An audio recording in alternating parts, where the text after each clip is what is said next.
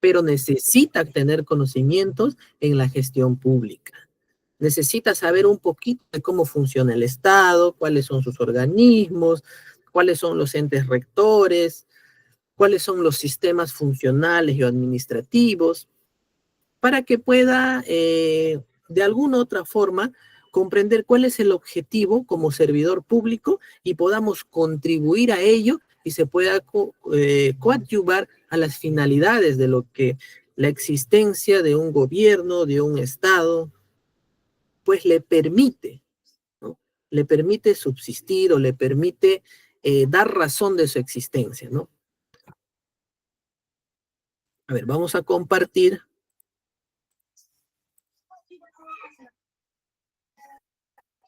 Ahí está. Entonces, justamente bajo esta introducción, ¿no?, que me permitió mucho la pregunta de Hillary, ¿no?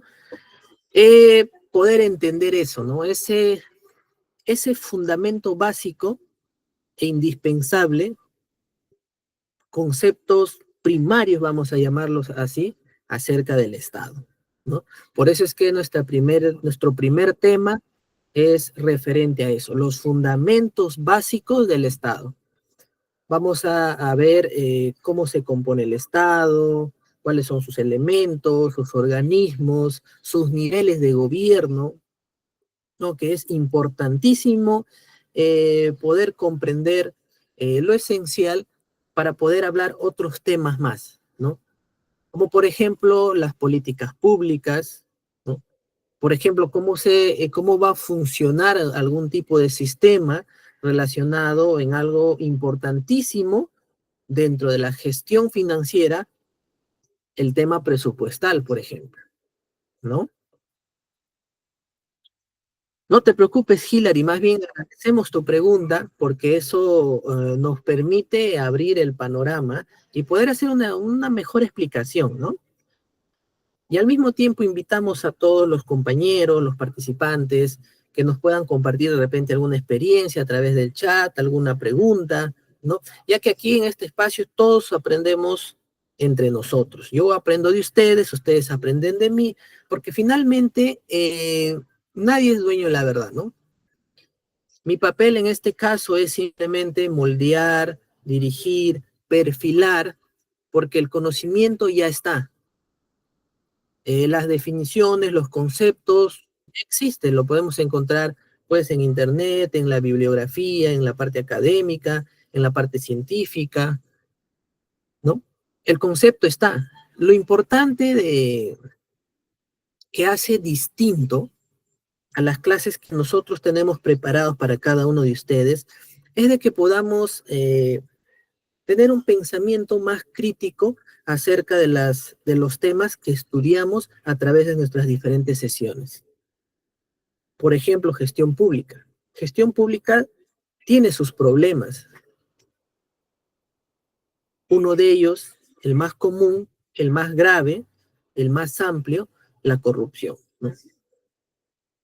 Pero este es un problema que, en mi opinión, tiene mucho que ver por la formación de la persona, por la formación del servidor público, del funcionario público, ¿no? Entonces, en ese sentido, es que a través de nuestras sesiones tratamos de fomentar este pensamiento crítico para llevar este conocimiento, ¿no?, este análisis que cada uno de ustedes puede tener y pueda desempeñarse de esa forma y de repente a través de este espacio podamos hacer un país mejor, ¿no? Podamos hacer un país diferente, transparente, ¿no? Y que podamos cumplir de la mejor manera nuestras funciones, aquellos que ya están dentro de la administración pública y aquellos que no, pues es una invitación también, porque el Estado, ¿no?, la administración pública, también necesita de talentos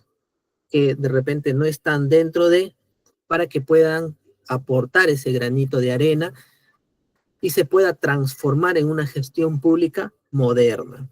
A lo largo de las sesiones vamos a ver mucho este tema, ¿no?, de la modernización de la gestión pública. Pasar de una gestión pública tradicional hacia una gestión pública moderna con nuevas formas o nueva perspectiva de hacer esta gestión. Y para poder comprender eso es justamente que necesitamos algunos conceptos básicos para poder hacer mejor o más claro acerca de lo que estamos, pues, diciendo, ¿no? Bueno, entonces vamos a avanzar con las presentaciones.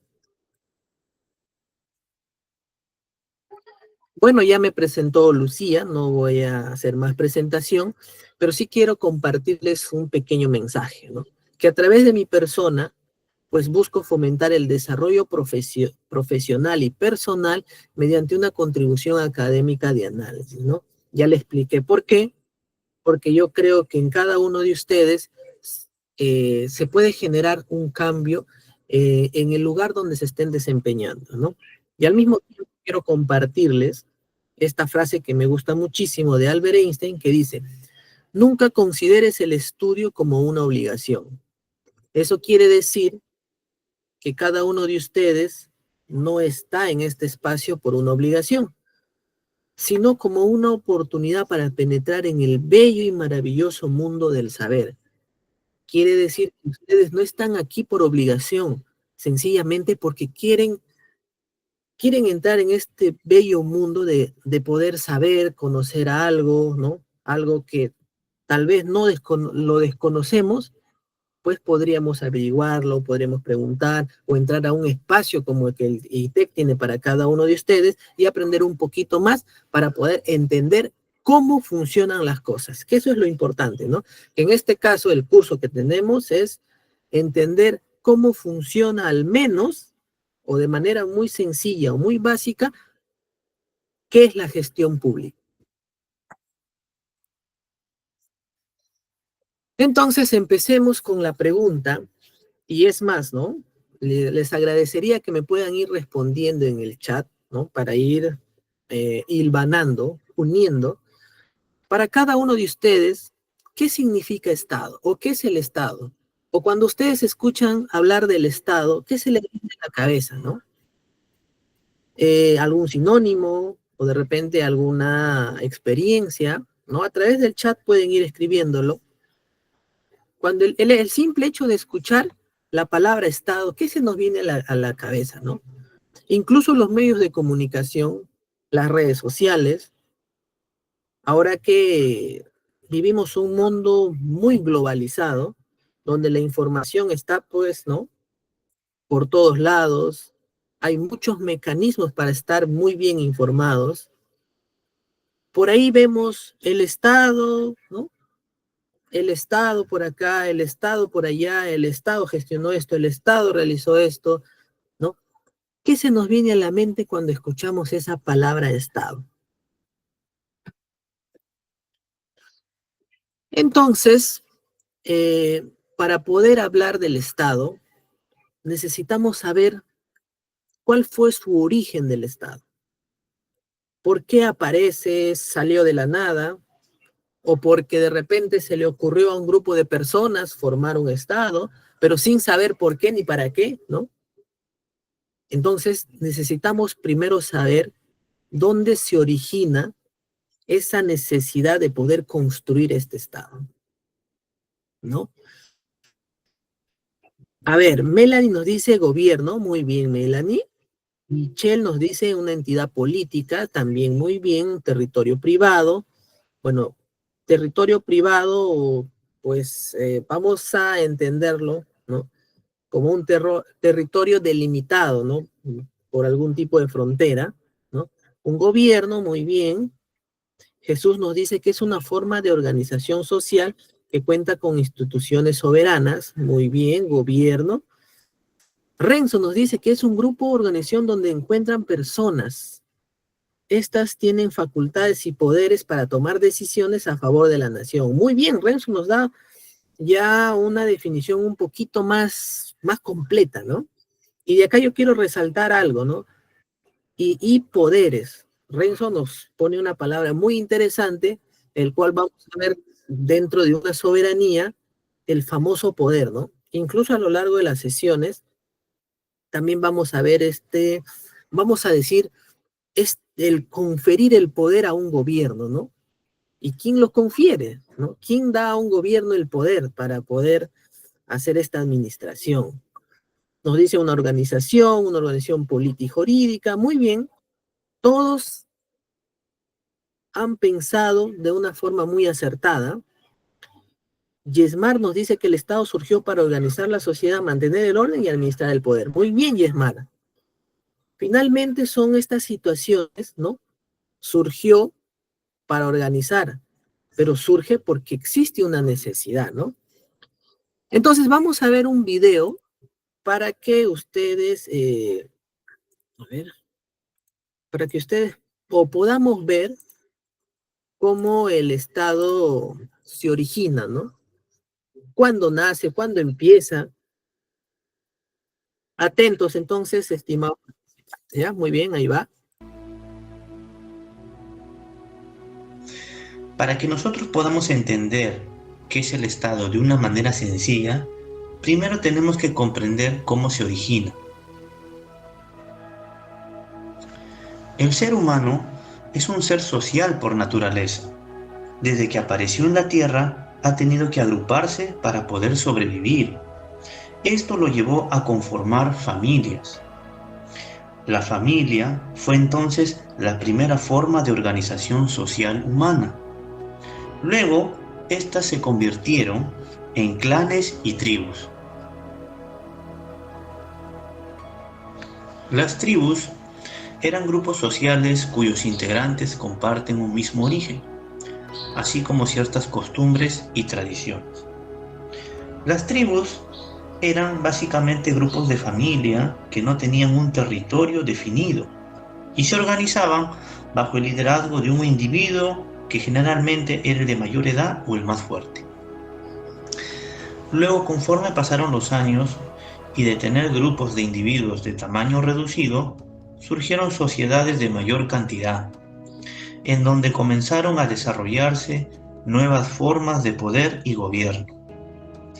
A esta nueva forma de ejercer el poder se le denomina dinastía. Se le denomina dinastía o linaje a una sucesión de gobernantes que vienen de una misma familia o emparentados entre sí, es decir, a una sucesión genealógica, en donde al morir el gobernante o rey le dejaba el poder a su hijo, y así sucesivamente. Estas dinastías comenzaron a desarrollarse en las avanzadas culturas de Egipto, China e India. Aquí nacen los primeros reinos con primitivas organizaciones de tipo estatal. Desde mediados del siglo IV a.C., empiezan grandes cambios y tiene lugar por primera vez la revolución urbana. Esto quiere decir que hay una disminución de actividades agrícolas reemplazadas por otras actividades económicas. Y esto trajo consigo el paso de la población campesina a las ciudades. Como vemos, el desarrollo de las ciudades ha sido un factor importante para la creación del Estado, ya que las ciudades, por ser organizaciones más complejas e independientes, requerían de nuevas formas de ordenamiento en la sociedad, es decir, ordenamiento de sus leyes y formas de gobierno. Entonces podemos decir que el Estado surge como una necesidad de organización de las poblaciones, que cada vez más han ido creciendo en cantidad, como en las diversas maneras de vivir. Si nos ponemos a reflexionar, las ciudades no podrían desarrollarse sin un ordenamiento social, jurídico y político. Es por eso tan necesario el Estado. Como ya hemos visto el origen del Estado, ahora estamos en la capacidad de poder definirlo. Entonces podemos decir que el Estado es una forma de organización social, porque está organizando a un grupo de pobladores, es decir, a una sociedad. Jurídica, porque para mantener el orden establece leyes y normas. Y política, porque atiende asuntos que importan a todos los ciudadanos, es decir, a todos los pobladores. Ahora ustedes se preguntarán, ¿Y cuál es la finalidad del Estado? ¿Cuál es el objetivo de una organización social, jurídica y política? Muy fácil. La finalidad del Estado es garantizar mediante el ordenamiento político el bienestar de toda la población, garantizando su defensa y condiciones para el desarrollo de la sociedad.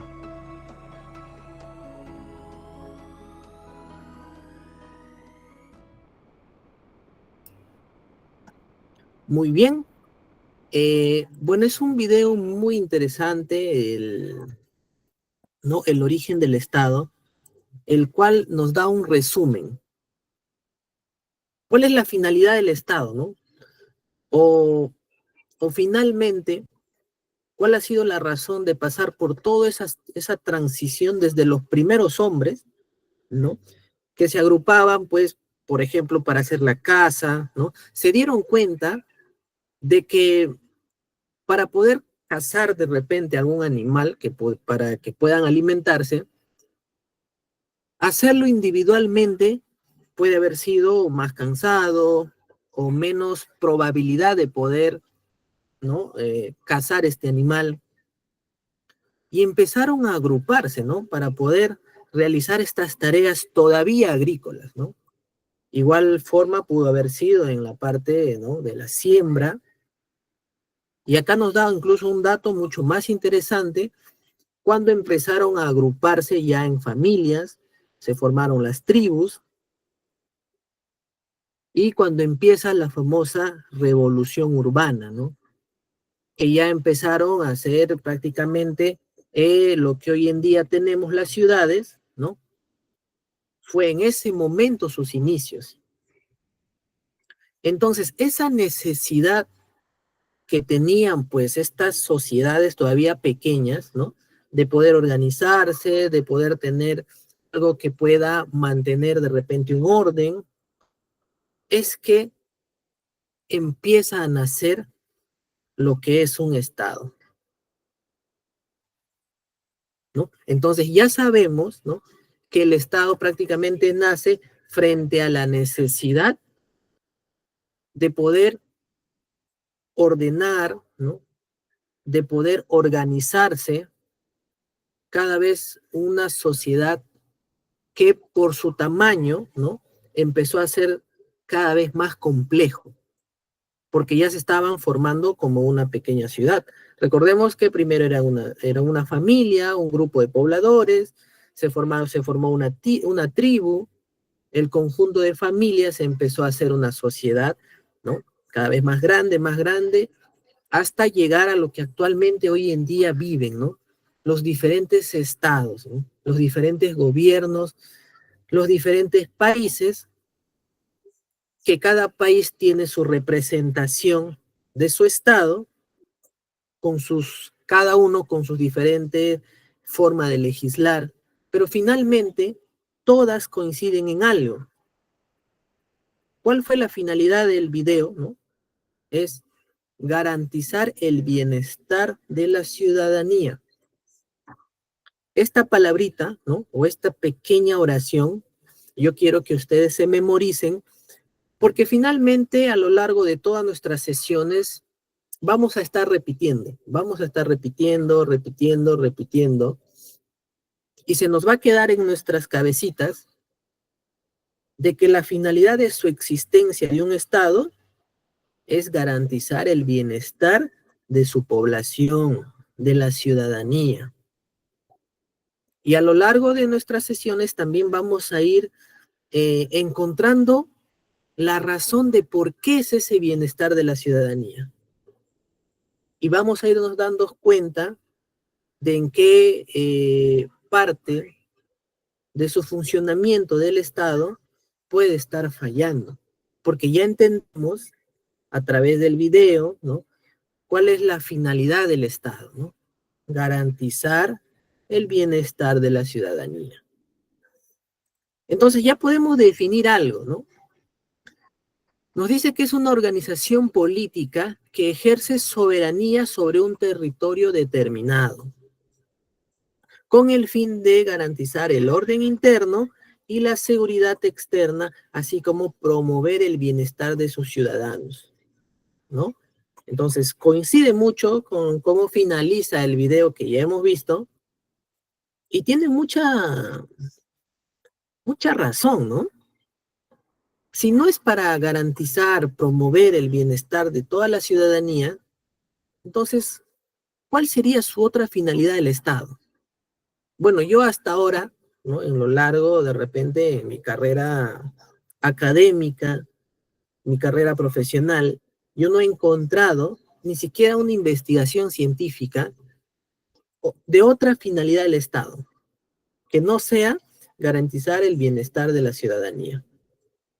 De verdad, no lo he encontrado y creo que no hay tampoco, porque finalmente es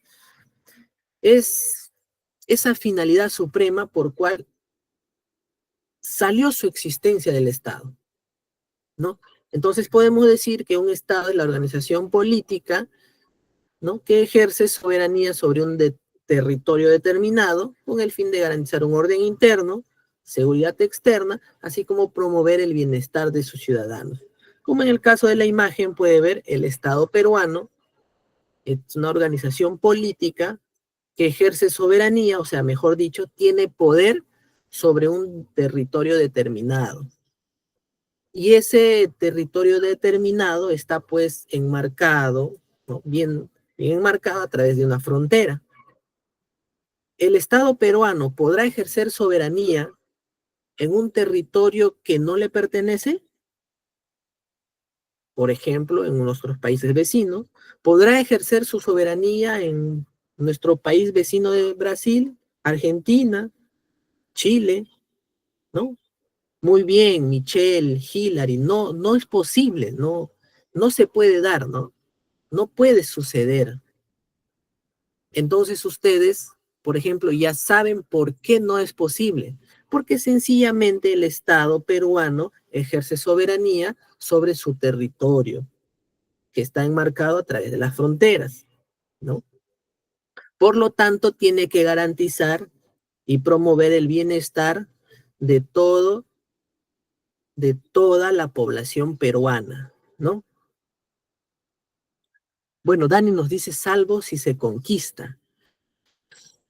Bueno, eso ya es un tema, pues que antiguamente sí, pues no, se veía el tema territorial por el tema de las conquistas, pero para ello había un enfrentamiento, ¿no? Había un enfrentamiento, había guerras, ¿no? El cual hoy en día la mayoría de países, bueno, muy interesante lo que nos dice Dani, que nos lleva a la reflexión, ¿no? Y justamente eso es lo que buscamos, ¿no? ¿Por qué hoy en día no existe, por ejemplo, las conquistas? O ustedes han podido ver de repente a través de las redes sociales, eh, de repente sí, ¿no? De que determinados estados estén, pues, queriendo extender su territorio a través de la conquista, ¿no? La conquista es una posesión, pues, a través de las armas, ¿no? A través de una guerra, a través de un conflicto armado, ¿no? Que si bien es cierto, esto se vio muchísimo en épocas pasadas, ¿no? Actualmente ya no se ve mucho, porque finalmente, pues, se busca promover la paz, ¿no? O resolver los diversos conflictos a través de un diálogo, de que todo sea, pues, a través de una paz, ¿no? Porque finalmente trae consecuencias devastadoras, vamos a decir así, porque estas decisiones perjudican a mucha gente, ¿no? Y justamente esa es otra parte del análisis que queremos que en nuestros estudiantes pues se fomente, ¿no? De que ustedes puedan ver, por ejemplo, a través del curso, eh, cuando un determinado gobierno tiene ese poder conferido a través de las elecciones, por ejemplo, ¿no? Y las decisiones de estos funcionarios impactan sobre la vida de la ciudadanía. Una mala decisión política puede impactar sobre, sobre una población. Entonces, eso es el tema de análisis, por ejemplo, en el que cada uno de ustedes va a poder tener o hacer, ¿no? pero para eso necesitamos comprender qué es la gestión pública, ¿no? Y para eso están nuestras sesiones del día a día, ¿no? Entonces, el Estado nos dice que es un concepto político que se refiere a una forma de organización social soberana que está formada por un conjunto de instituciones. Uno de nuestros compañeros dijo, ¿no? Cuando hablaba de Estado, dijo instituciones, efectivamente, ¿no? El Estado es como algo intangible, ¿no? Es algo que necesita de algo más para poder ser visto, ¿no? O materializar todo su finalidad. Como Estado, está representado a través de sus instituciones públicas, como dice ahí, ¿no? Entonces, un conjunto de instituciones que tiene el poder de regular la vida sobre un territorio determinado, ¿no? ¿Cuáles son sus elementos? Ya vimos que necesita un territorio, ¿no? Un espacio. Ahí hay que entender también que el territorio no solamente es el suelo, ¿no? El territorio es también el espacio aéreo, incluso el mar, ¿no? Por ejemplo, las 200 millas de Grau le pertenecen al Estado peruano, ¿no? A eso se refiere con territorio, ¿no? Necesita de una población. De lo contrario, no podría existir un Estado. Necesita un orden jurídico, que quiere decir que necesita de normas, leyes, eh, cualquier normativa que regule, ¿no? Como dice aquí, o como dice, a ver, vamos a ver, necesita normas, necesita reglamentos, leyes, para poder garantizar el orden interno, la seguridad externa y asimismo promover el bienestar de sus ciudadanos. Entonces necesita una parte legislativa, ¿no? Para que pueda correr, mejor dicho, ¿no? Se pueda cumplir estos elementos. Y al mismo tiempo necesita un gobierno, necesita de una organización política que tome las riendas, ¿no? El timón de un Estado para que pueda conducir o dirigir toda esta población. Además, el artículo 43 de la Constitución Política dice que el Estado es uno e indivisible, donde su gobierno es unitario, representativo y descentralizado y se organiza según el principio de la separación de poderes. Vamos a ver más adelante qué es la separación de poderes. Aquí pueden ver el territorio, lo que les explicaba. En el caso del Perú, pues aquí está su territorio, ¿no? Está demarcado por la frontera. No puede hacer soberanía aquí en Colombia, aquí en Brasil tampoco, sino simplemente dentro de su territorio. Entonces, el territorio nos dice que es el espacio geográfico delimitado por fronteras, donde la población se organiza y que nos proporciona el medio ambiente y los recursos naturales. Asimismo, el artículo 54 nos dice que el territorio es inalienable e inviolable, comprende el suelo, subsuelo, el dominio marítimo y el espacio aéreo que lo cubren. Todo eso viene a ser territorio, ¿no? Necesita un orden jurídico, que es un conjunto de regulaciones fundamentales que establece las relaciones de la vida social. Ajá, ¿no? Es la parte que va a regular el comportamiento, nos dice, ¿no? ¿De qué? De las relaciones de la vida social. ¿Pero entre quiénes? Acá hay algo muy importante, entre persona y persona, ¿no? Mejor dicho, entre ciudadanos. El Estado tiene que regular eso, ¿no? Mediante un orden jurídico para decir cómo se va a relacionar las personas, ¿no? Cómo se van a relacionar cada individuo entre ellos mismos, ¿no? Pero al mismo tiempo tiene que regular, pues a través del orden jurídico, cómo se va a relacionar el gobierno entre las personas también. Entonces, todo este comportamiento necesita de un orden jurídico, es decir, de regulaciones para que pueda, estas relaciones puedan ser de una manera saludable. Vamos a llamarlo así, ¿no?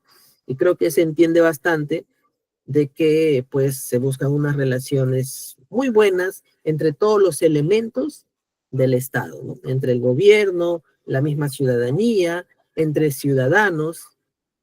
Por eso es importante un orden jurídico que va a permitir eso, ¿no? Otro elemento más, el gobierno. ¿Qué es el gobierno? Nos dice que es la autoridad, aquel que tiene el poder político, que ordena eficazmente y regula los actos de la población. Entonces, ustedes habrán escuchado también la famosa palabra, ¿no? El gobierno de turno, ¿no? Entonces, el gobierno de turno es aquella autoridad que va a tener ese poder político, ¿no? Que va a ir regulando los actos de la población en ese momento. ¿Y quién brinda este poder, ¿no? Este poder a un gobierno?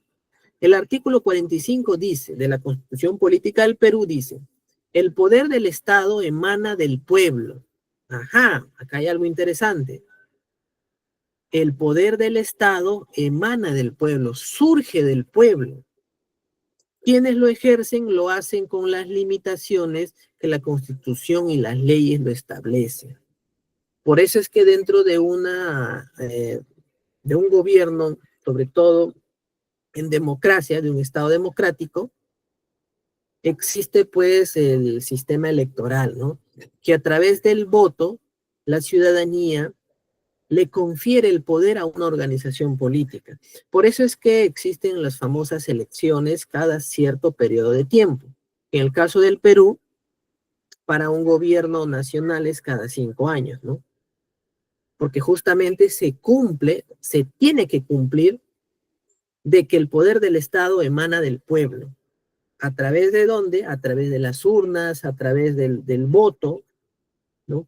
Entonces, cuando cada ciudadano mayor de edad, por supuesto, va a ejercer su voto, le está dando el poder a un determinado grupo o a una organización política, le está dando el poder para que puedan ejercer, ¿no? Y ser la autoridad que finalmente va a regular los actos en todo ese país o en toda esa población,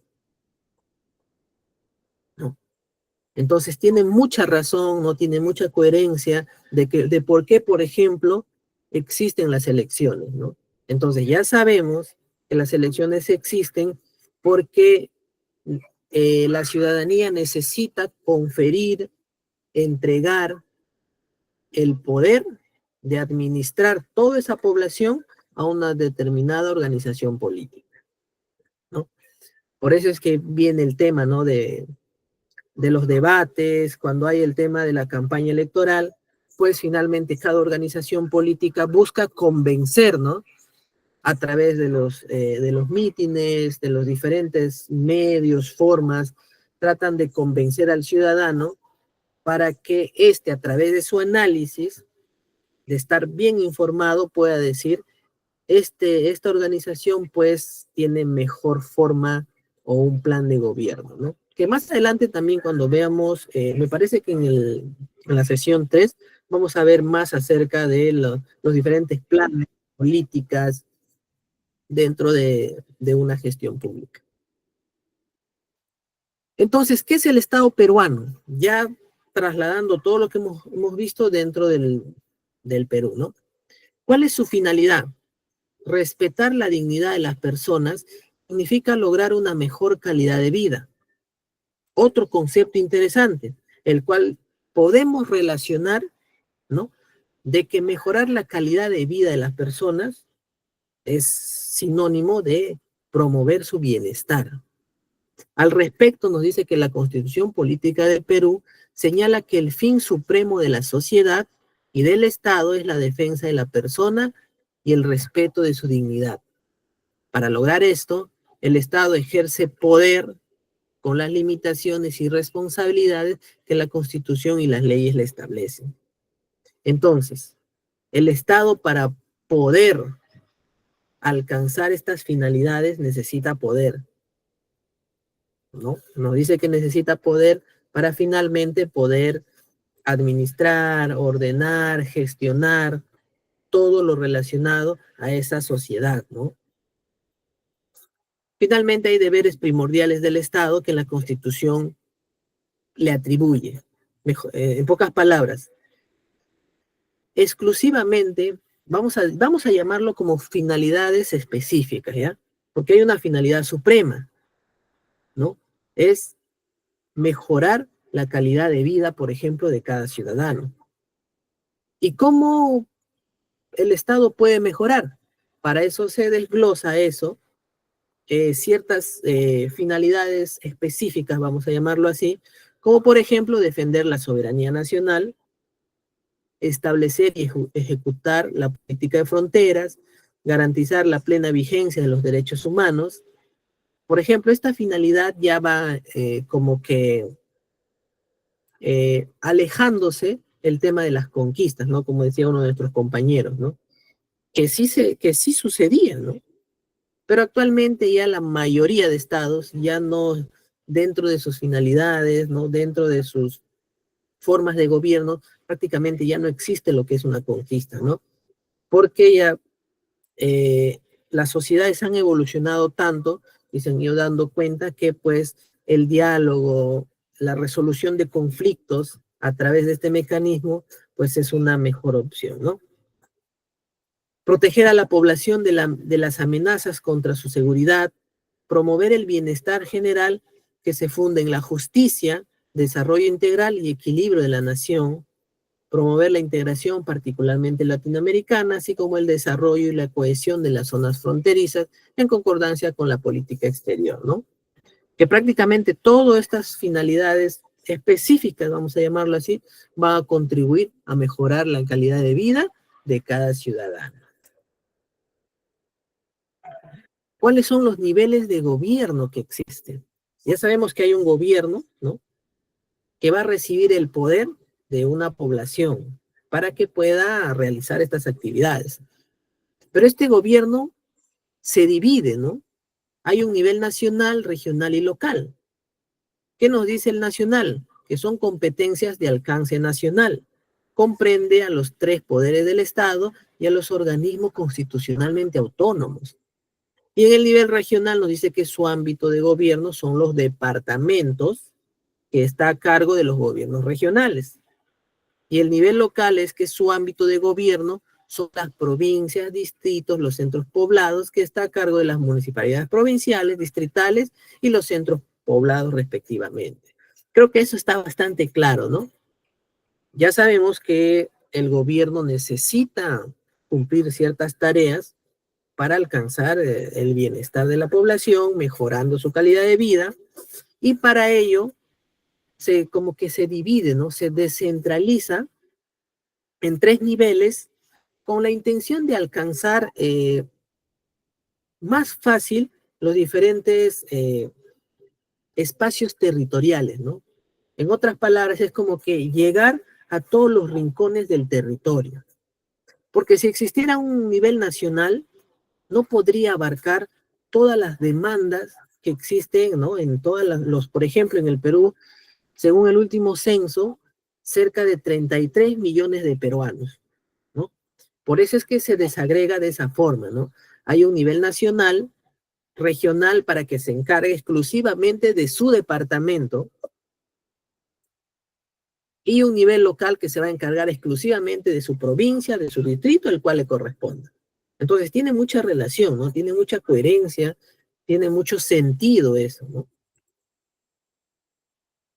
Donde los fundamentos básicos, el cual es objeto de la sesión del día de hoy, es justamente eso, ¿no? Comprender los fundamentos básicos en estos niveles, de que es un nivel nacional, regional y local. ¿Cuál es el nivel nacional? Dijo que conforman los poderes del Estado.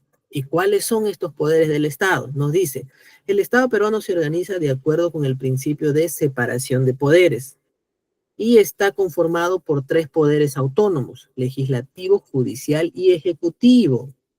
Esta división tiene como finalidad evitar el poder absoluto y total de un poder frente a otro. ¿Qué quiere decir esto? De que un Estado no puede tener el poder absoluto, porque demasiado poder dice que como que corrompe y puede ser mal utilizado.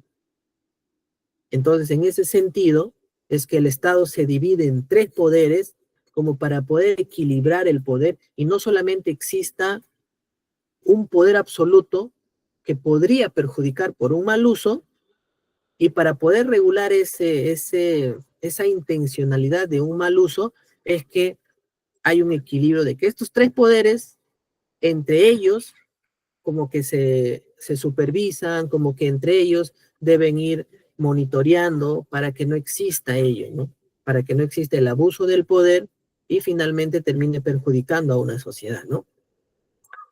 Ese es el sentido de la famosa separación de poderes, que seguramente, y se escucha mucho en los diferentes medios de comunicación, ¿no?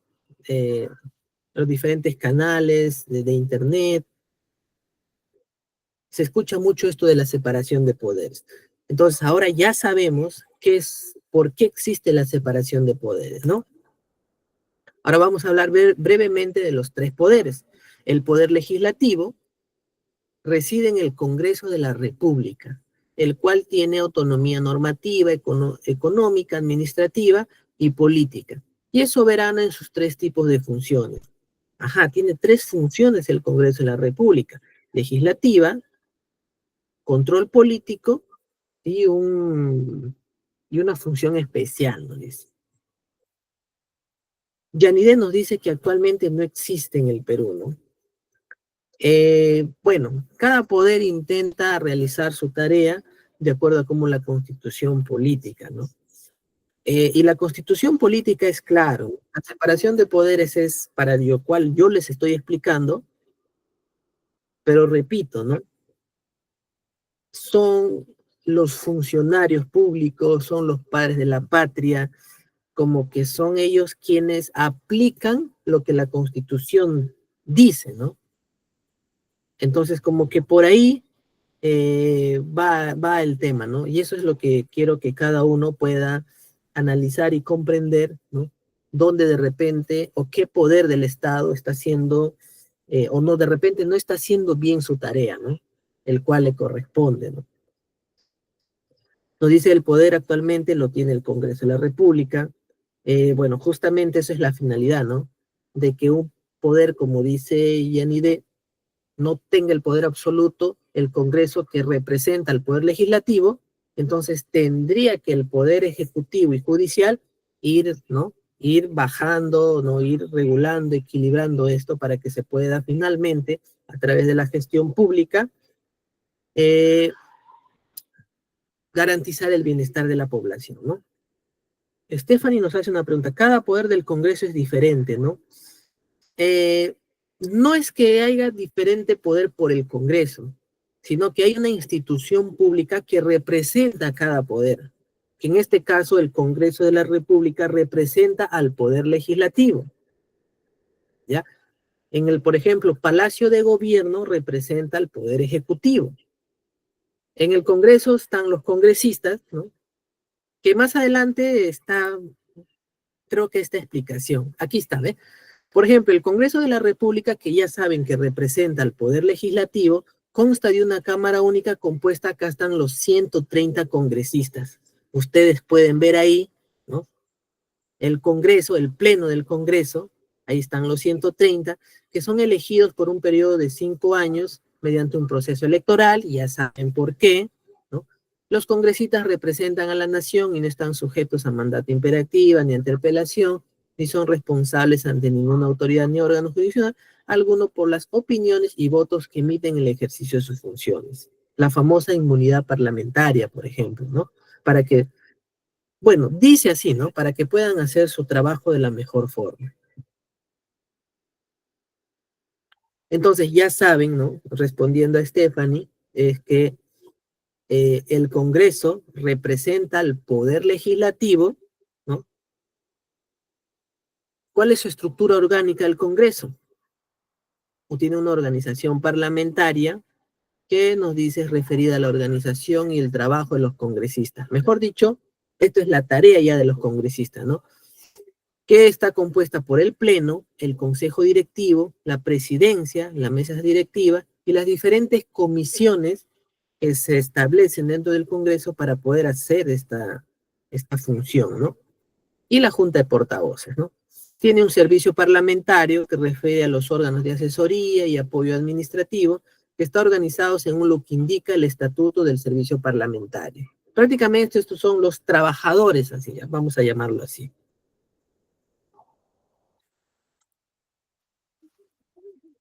Aquí están las tres funciones del Congreso que representa al Poder Legislativo. Su principal función, la legislativa, de legislar, de promover, de hacer proyectos de ley, ¿no? Comprende el debate y la aprobación de reformas de la Constitución política, leyes y resoluciones legislativas, así como su interpretación, modificación y derogación, de acuerdo con los procedimientos establecidos por la Constitución política. Esto es su principal función del Congreso de la República, legislar. Y para poder hacer, ¿cuál es el procedimiento? Muy brevemente vamos a explicar. Existe una iniciativa legislativa, entra al estudio en comisiones y finalmente se publica en los dictámenes del portal del Congreso o en la Gaceta del Congreso, en el Diario Oficial del Peruano, el proyecto de ley. Ese proyecto se va a debatir en el Pleno.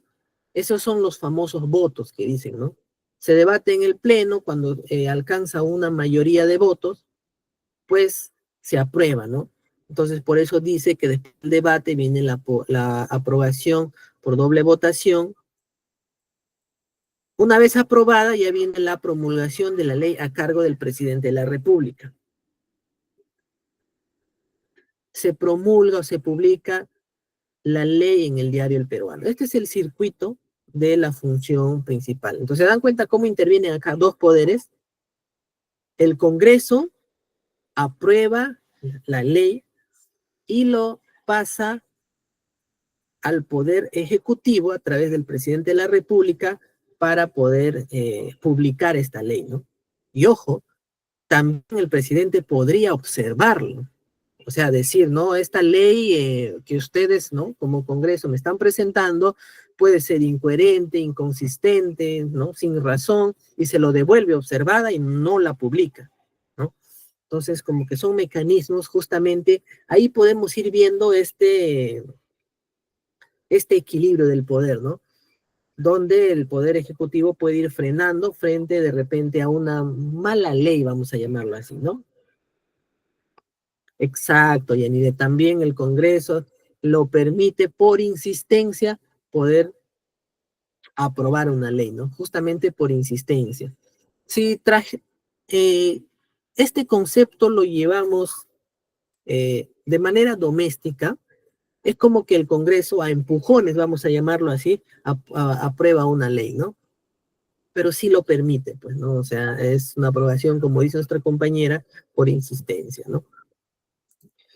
También tiene una función de control político, que es, por ejemplo, la investidura del Consejo de Ministros, interpelación de los miembros del Consejo de Ministros, o sea, puede citar, por decir, a un ministro a que dé la explicación frente a algún tema, ¿no?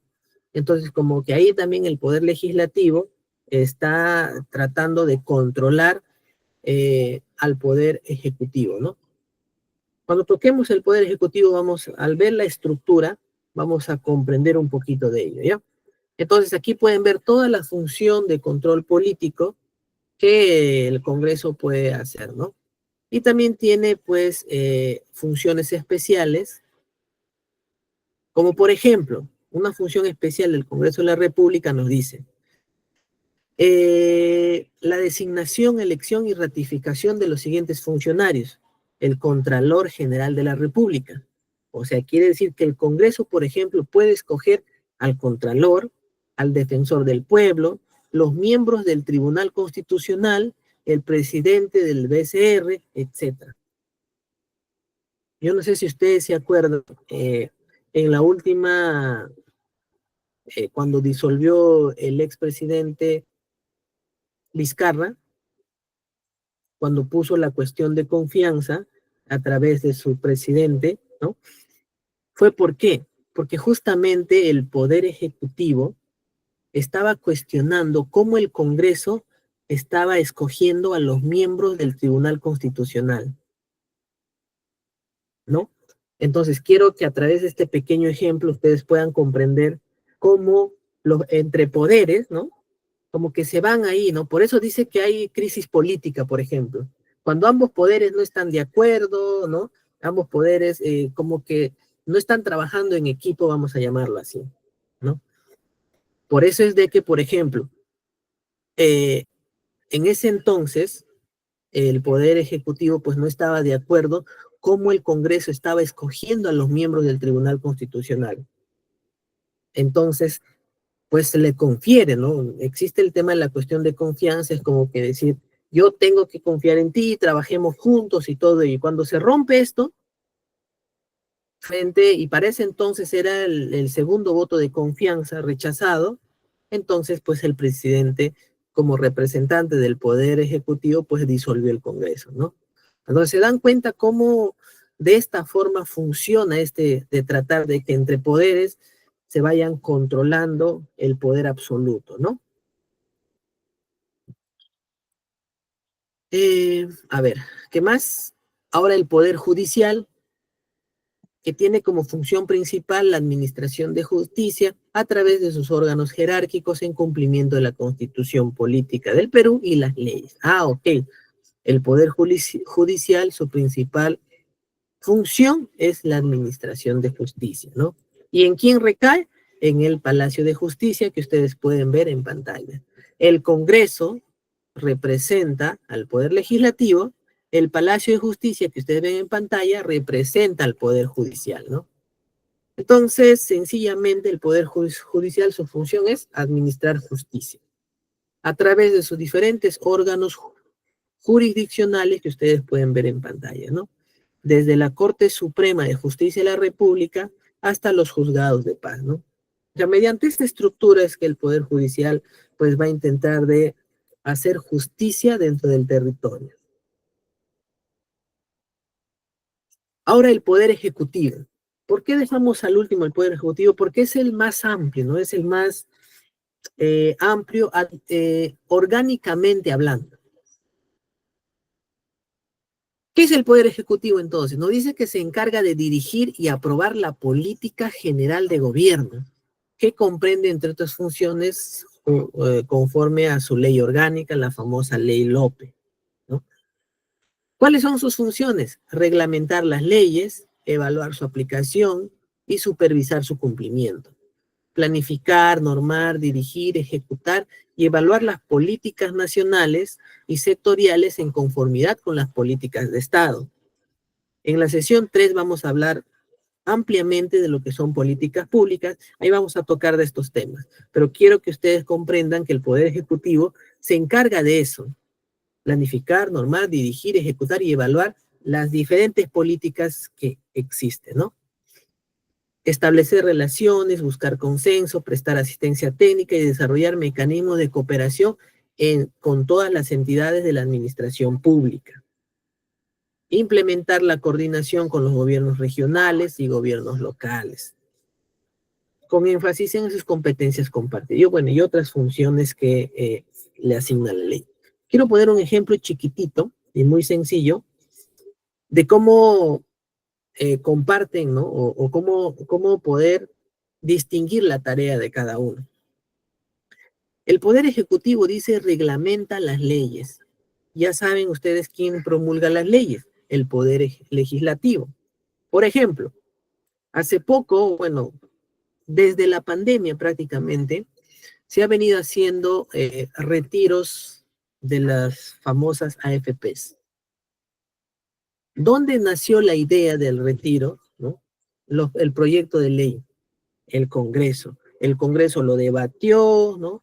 Lo aprobó y dijo, a partir de ahora se retira, ¿no? Se retira la AFP para poder reactivar la economía frente a la pandemia que se estuvo llevando. Entonces se aprueba la ley y ¿quién se encarga de hacer el reglamento de esa ley? Pues dice acá que el Poder Ejecutivo. El Poder Ejecutivo ya a través del ministerio que les corresponde, va a tener la tarea de reglamentar esa ley. Por ejemplo, ¿no? En el mismo caso del retiro de AFP. Me parece que lo hizo el Ministerio de Economía y Finanzas, ¿no? Pero la esencia de esto es que el reglamentar la ley ya pone como que las reglas de juego, cómo se va a cumplir la ley. Por ejemplo, para el retiro de AFP van a determinar el tiempo, ¿no? Cuáles van a ser los plazos de repente de solicitud, quién va a tener la tarea de recepcionar las solicitudes, cuáles son las instituciones que van a intervenir en cumplir lo que es la ley, ¿no? O sea, más o menos funciona así. La ley tiene un reglamento.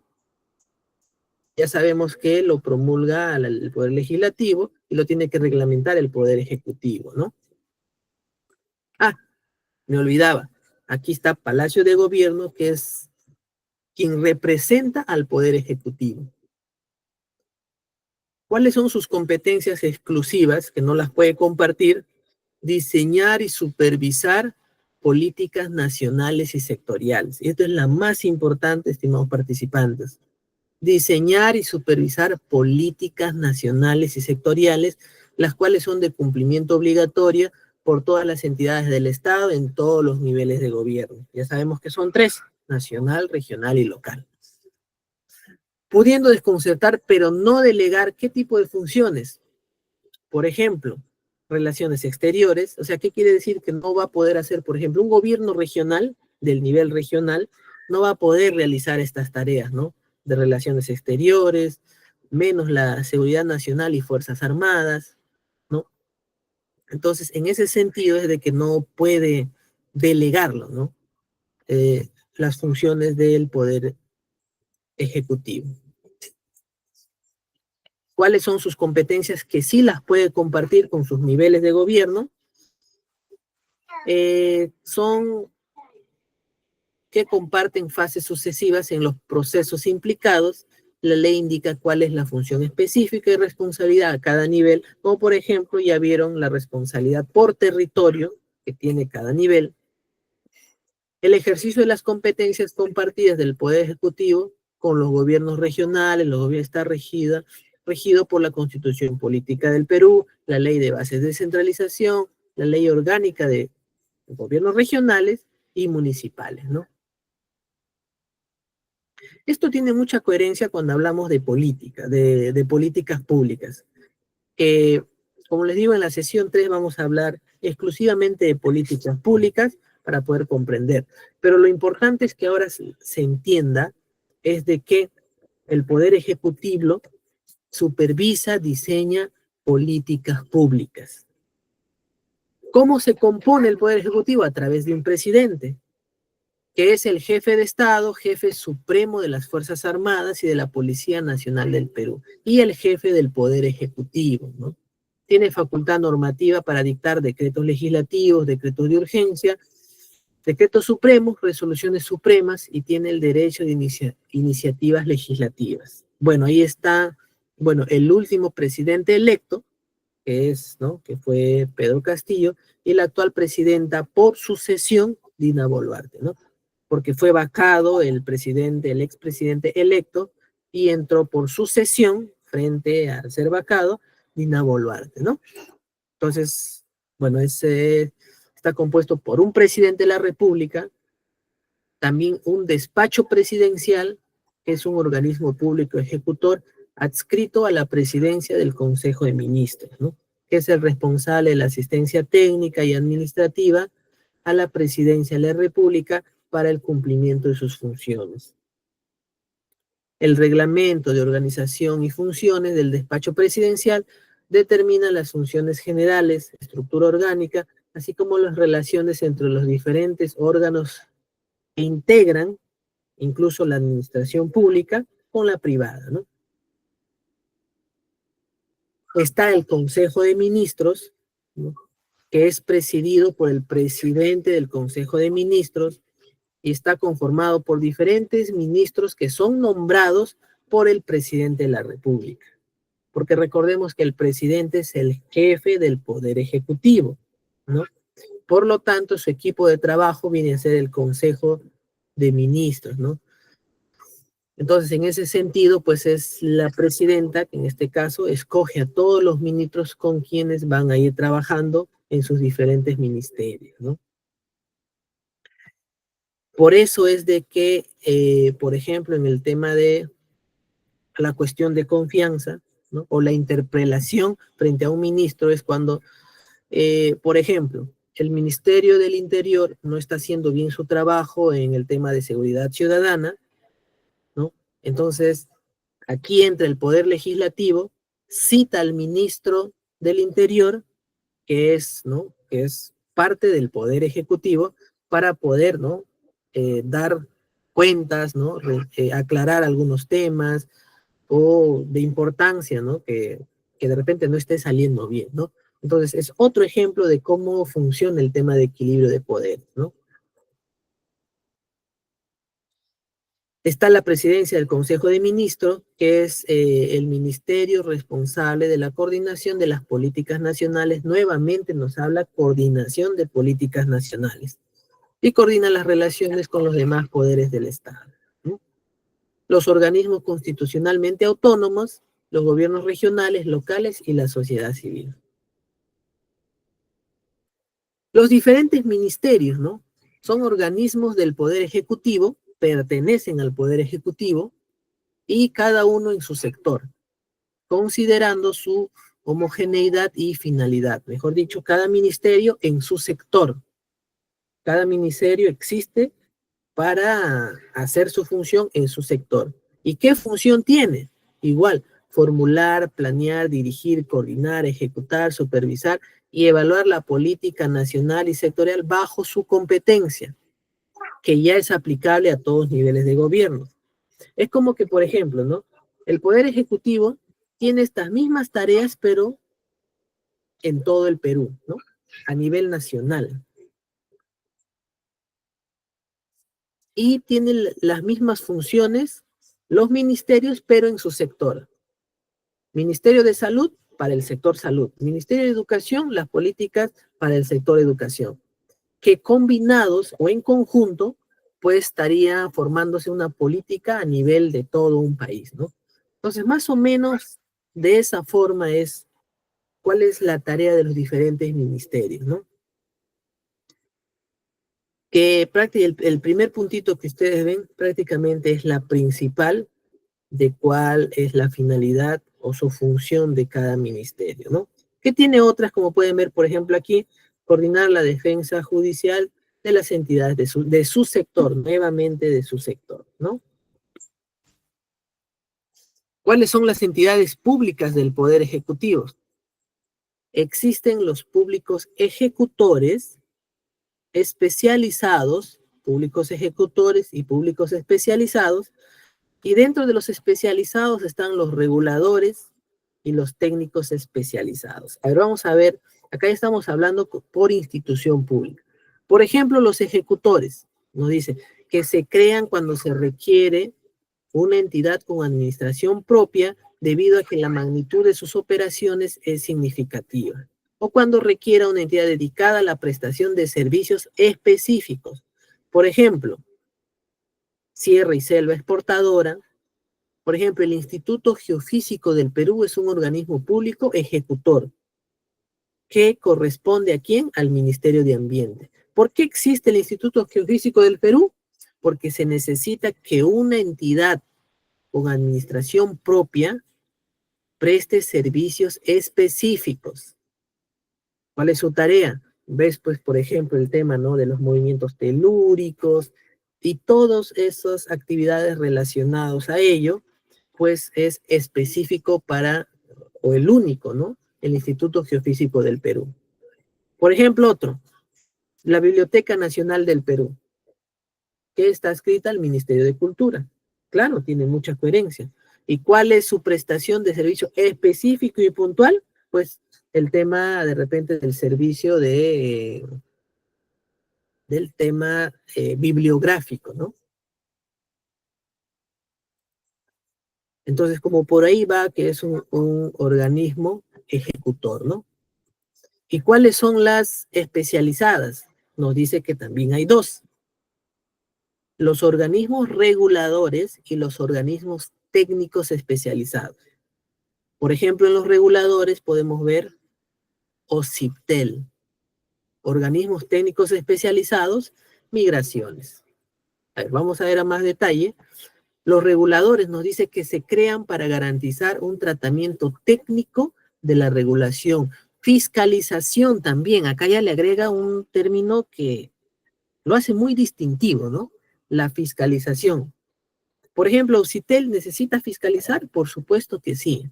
Nace para fiscalizar el sector de telecomunicaciones, por ejemplo, para salvaguardar que de repente alguna empresa de telecomunicaciones no esté abusando en cualquier sentido, ¿no? Contra la ciudadanía o aprovechándose, ¿no? Entonces, en ese sentido, nace un organismo regulador. Su mismo nombre lo dice, regular, ¿no? Está OCITEL, por ejemplo, Sinergim, OCITRAN, encargado de fiscalizar el transporte de uso público, ¿no? Entonces, como que tiene mucho sentido las finalidades, ¿no? Están los organismos técnicos especializados, es cuando existe la necesidad de planificar, supervisar o ejecutar y controlar ya políticas de Estado. Por ejemplo, Servir, ¿no? Es una entidad técnico especializada en gestión de recursos humanos del sector público. No lo puede hacer otro, es el único especializado en los recursos humanos. La Oficina de Normalización Previsional.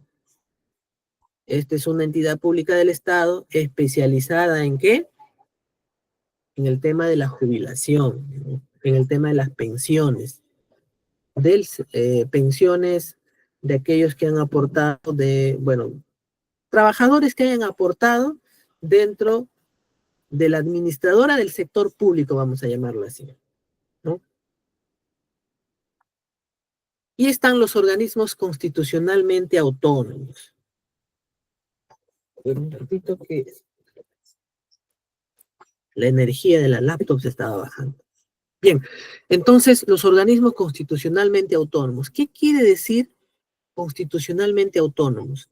Nos dice que el Estado peruano cuenta con 10 organismos autónomos que se rigen por su propia ley orgánica. No rinden cuenta a los 3 poderes del Estado. Un dato importantísimo como para tomar nota, ¿no? Organismos constitucionalmente autónomos son 10 y no rinden cuenta a ninguno de los 3 poderes del Estado. Por ejemplo, Servir está adscrito a la presidencia del Consejo de Ministros, mejor dicho, a la PCM. Quiere decir que le rinde cuentas a la PCM. Y la PCM, orgánicamente, es del Poder Ejecutivo. O sea, quiere decir que rinde cuentas al Poder Ejecutivo. Acá tenemos ministerios que rinden cuenta, ¿no?, al Poder Ejecutivo. Pero acá nos da 10 organismos que no le rinden cuenta a nadie. Por ejemplo, el Banco Central de Reserva, la Superintendencia de Banca y Seguros. ¿Quién más? El Tribunal Constitucional, que dice, por ejemplo, es el órgano de control de constitución de política de Perú. ¿Por qué no rinden cuentas? A ver, vamos a seguir viendo quién es más, ¿ya? Está el Ministerio Público, la Junta Nacional de Justicia, van 5, la Defensoría del Pueblo, el Jurado Nacional de Elecciones, la Oficina Nacional de Procesos Electorales, la RENIEC, ¿quién más? Y finalmente, la Contraloría General de la República. A ver, ¿por qué creen ustedes que no le rinden cuenta a nadie? Por ejemplo, la Contraloría. ¿Por qué no tendría que rendirle cuenta a ningún poder del Estado? ¿Por qué? Sencillamente, porque si tendrían que rendirle cuenta a algún poder del Estado, no podrían hacer o realizar su función. Por ejemplo, ¿cuál es la misión de la Contraloría? Dirigir, ejecutar y supervisar con autonomía el control gubernamental. Exacto, Jesús, Yanidé, sencillamente porque no podrían ingresar, vamos a llamarlo así, ¿no? No podrían controlar al poder al cual rendirían cuentas. En pocas palabras, no pueden ser juez y parte, ¿no? Yo no puedo yo mismo controlarme, ¿no? Pero estamos hablando de un control de como que de un tema de supervisión, ¿no? No estamos hablando de un control para tomar medidas en cuestión de corrección de algo, ¿no? Sino, por ejemplo, nos dice, es el único sistema que no está bajo el ámbito del Poder Ejecutivo. Acá ya cuando hablamos de sistemas administrativos, que la segunda clase en su funcionamiento vamos a hablar de ello, ¿no? Pero la idea principal es de que los organismos constitucionalmente autónomos no pertenecen a ningún poder para que puedan hacer su rol o su tarea de la mejor forma, que no intervenga ningún poder del Estado. Por ejemplo, la Contraloría, ¿no? A ver, otro, por ejemplo, la OMPE, ¿no? La OMPE no tendría que pertenecer o depender de ningún poder porque no podría llevar los procesos electorales de los mismos partidos políticos, ¿no? ¿Se dan cuenta? A ver, otro, a ver, el Tribunal Constitucional también. El Tribunal Constitucional es como que, a ver, por ejemplo, los conflictos de competencia entre niveles de gobiernos. Cuando, por ejemplo, el Poder Legislativo con el Poder Ejecutivo tratan de buscar su función constitucional o inconstitucionalmente. Entonces, cuando hay un conflicto entre ambos por alguna tarea, acuden al Tribunal Constitucional a decir, Tribunal Constitucional, ¿quién está interpretando mal la Constitución política? Entonces el Tribunal Constitucional, como no depende a ningún poder, va a poder dictaminar, ¿no? O responder, resolver ese conflicto de acuerdo a cómo la Constitución política lo dice. Pero imagínense que el Tribunal Constitucional pertenezca al Poder Ejecutivo. Podría autosancionarse, podría autocriticarse. Entonces, como que por ahí es el tema de los organismos constitucionalmente autónomos, ¿no? Entonces, ahora entramos a los gobiernos regionales, que es el nivel regional, que es mucho más sencillo, ¿no? Que comprende a los 25 gobiernos regionales del Estado peruano, el cual se rigen por su propia ley de gobierno regional. Tienen por finalidad fomentar el desarrollo integral sostenible, promoviendo la inversión pública y privada y el empleo y garantizar el ejercicio de los derechos y la igualdad de oportunidades de sus habitantes dentro de su región, ¿no? Y que para ello pues organizan, conducen la gestión pública a nivel regional de acuerdo a sus competencias exclusivas, compartidas y delegadas. También tiene una estructura orgánica, cada gobierno regional tiene un consejo regional, su gobernación regional, su consejo de coordinación regional, ¿no? Y también tiene algunas funciones exclusivas de cada gobierno, que por ejemplo, está de aprobar el plan de acondicionamiento territorial a nivel provincial, aprobar los planes de desarrollo urbano, también de su departamento, ¿no? Diseñar y ejecutar planes de renovación urbana. Prácticamente estas son sus funciones exclusivas, que por ejemplo esto no podría ser el nivel nacional, ¿no? A eso se refiere con que va desconcertando, ¿no? Se refiere como que va entregándole ciertas acciones que el nivel nacional no lo puede hacer, pero te confiero a ti, gobierno regional, para que tú lo hagas dentro de tu región, ¿no? Entonces, como que por ahí funciona eso, ¿no? Creo que está muy sencillo. Y después está el nivel local, que son los gobiernos regionales, que ya tienen que ver con las provincias, distritos y los centros poblados, ¿no? Que según el Directorio Nacional, actualmente a mayo del 2022 existían 196 municipalidades provinciales y 1.678 municipalidades distritales. que éstas se originan en demarcación territorial y que aprueba el Congreso de la República como propuesta del Poder Ejecutivo las municipalidades de centros poblados para crear, ¿no? O sea, cuando se creen cualquier municipalidad es mediante este procedimiento, ¿no? También tiene su estructura orgánica, está su consejo municipal, su alcaldía, ¿no? Uno menos que, bueno, orgánicamente hablando, ¿no? También tiene ciertas funciones exclusivas. Una de ellas, aprobar el plan urbano, pero de su distrito. Recordemos que es local, ya sea distrital o provincial, ¿no? Otro, por ejemplo, elaborar y mantener el catastro distrital. Uno, y muy interesante, disponer la nomenclatura de avenidas, jirones, calles, pasajes, parques, plazas. Este es un dato muy interesante, ¿no? Es el nivel local quien, por ejemplo, pone nombre a las calles, pone nombre a los parques, ¿no? Entonces, como por ahí ya sabemos quién puso el nombre a la calle en que vivimos. Ah, son las municipalidades del nivel local, ¿no? Un dato bastante interesante. Bueno, finalmente vamos a hacer una pequeña dinámica, ya que estamos en la última parte. Comenzar nueva. A ver, les voy a compartir un link, el enlace, para que ustedes vayan ingresando. Ahí está.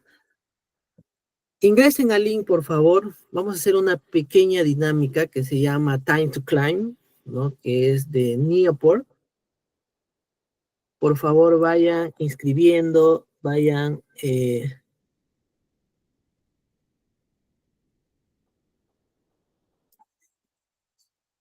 a ver, vamos a compartir. Ya pueden ir ingresando.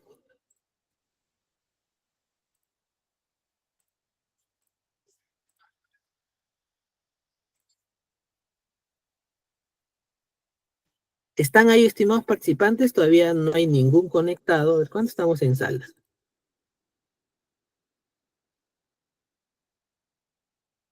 Estamos 64.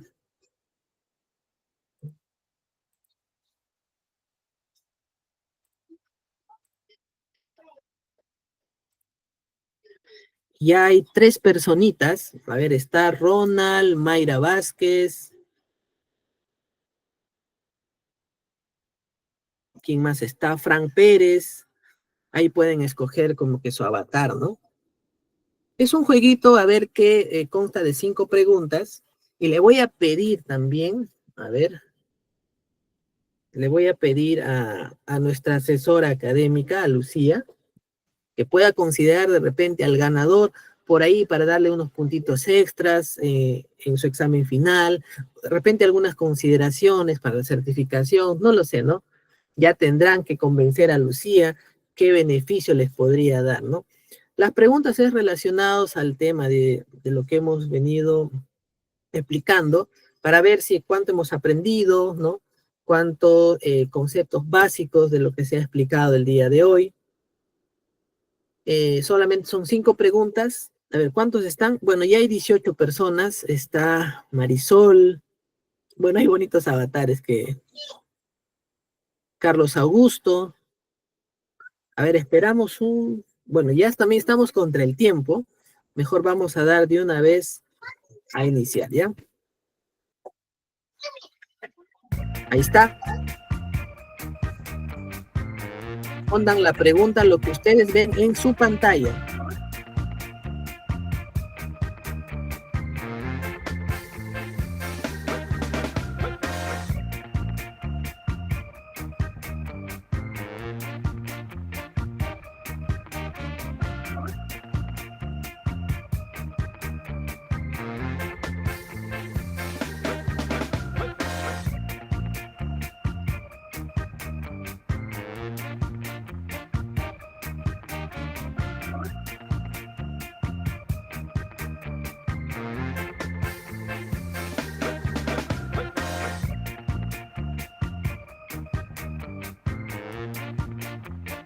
Están en la pregunta 2, ¿no?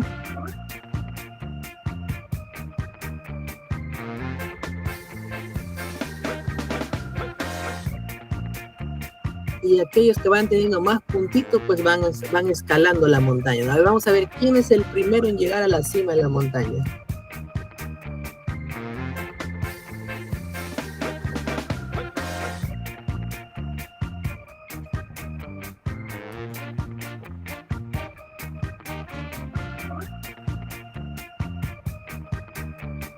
La pregunta 3 me parece que va a empezar.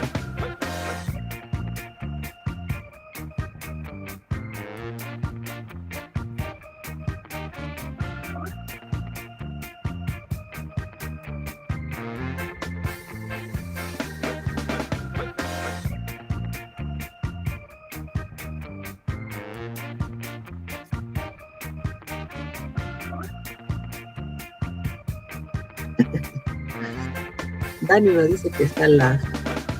Con esto me recuerda a un término de un videojuego, ¿no? El famoso Gumball.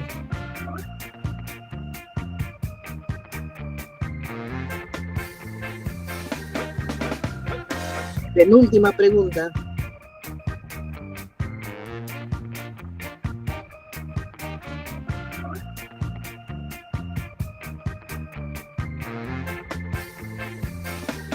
Puedo ver que Edson va en la delantera, seguido por Carla Venegas.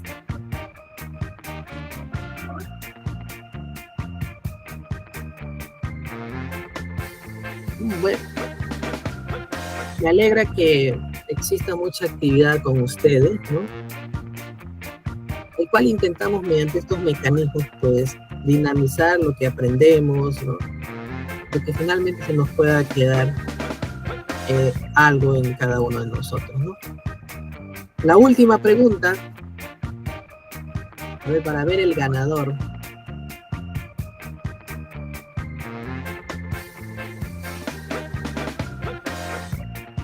Creo que ya hay un ganador.